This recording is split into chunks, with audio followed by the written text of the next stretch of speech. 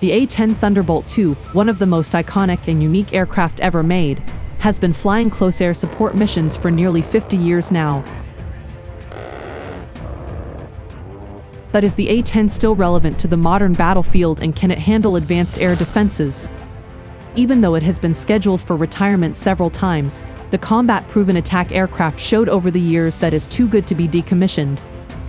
The single-seat, twin-engine jet, subsonic attack aircraft, also referred to as the Warthog or the Flying Gun, is the first Air Force aircraft specially designed to provide close air support to ground forces. The Warthog is designed to be able to absorb a great deal of punishment and can fly with half of the tail, half a wing, and one engine and elevator. Since its close air support mission requires to fly often near front lines, the armor is designed to sustain direct fire strikes from rounds up to 23 mm in size and indirect fire damage from 57 mm shell fragments. The cockpit has a large bulletproof bubble canopy, which gives good all-round vision, and with its 3.8 cm thick titanium hull designed as a bathtub structure, the single-seat cockpit is protected by all-round armor shielding the pilot. This feature made the Thunderbolt popular with pilots for its get-home effectiveness. The Warthog can carry externally mounted missiles and smart munitions, including anti-tank guided missiles, laser and GPS-guided munitions. Is able to carry up to 10 AGM-65 Maverick air-to-ground missiles, designed for close air support, a commonly used munition for the A-10. It can engage the target at a greater distance than the cannon, thus lowering the risk from anti-aircraft systems. This precision-guided missile is effective not only against armor, but also against a wide range of tactical targets, air defenses, ships, ground transportation, and fuel storage. The Thunderbolt can also carry an array of weapons like the AIM-9 Sidewinder air-to-air missile and infrared and electronic countermeasures to handle surface-to-air threats.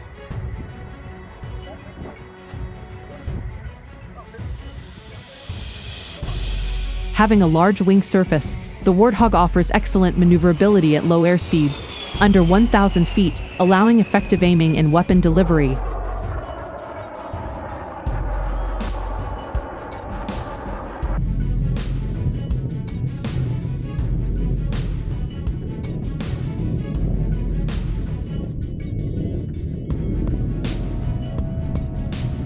The A-10's crucial and important feature is its short takeoff and landing capability from short or improvised airstrips.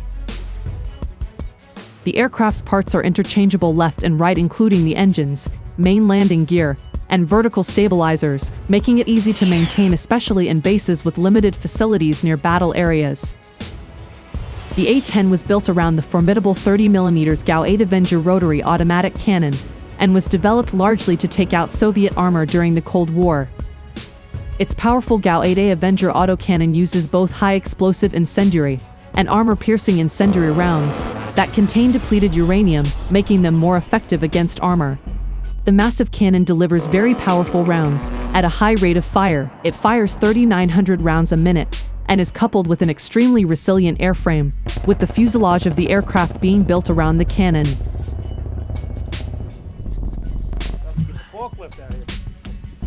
Even though this legendary aircraft delivers vital support for ground troops in tight and dangerous situations, a big concern arises. Nowadays, the A-10 is considered to be slow and visible, since it was built without stealth technology, and this raises concerns that it will not survive against a technologically advanced adversary or when facing more modern threats, such as enemy air defenses and fifth-generation fighter jets, especially Russian or Chinese air defenses. A replacement for the A-10's risky mission is the F-35. The F-35's high maneuverability and speed mean it won't be an exposed target, yet the fifth-generation fighter is not as solid as the A-10. And when you need bullets or weapons close to friendly troops, an aircraft cannot be dropping weapons from 25,000 feet. This means the F-35 will have to fly lower and use its cannon, a 25mm GAU-22A rotary cannon, which is not as strong as the A-10's Avenger, and cannot match the Warthog's firepower. Also, there is a lot of risk in flying the $80 million stealth fighter at low altitudes in hostile environments, compared to the $12 million A-10 Thunderbolt II. One possible solution to keep the A-10 in the game would be the air defense suppression drones. Once the drones will destroy enemy air defenses, The A-10s can then conduct the attack, and together with modern Maverick missiles, can eliminate enemy targets. But still, over the next 5 or 6 years, the U.S. Air Force plans to start retiring the venerable A-10 Warthog. The retirement process will start gradually as of 2023, when 21 A-10 Thunderbolts will be temporarily replaced by F-16s, before the F-35 will have to fully fill in the shoes for the A-10's close air support risky missions.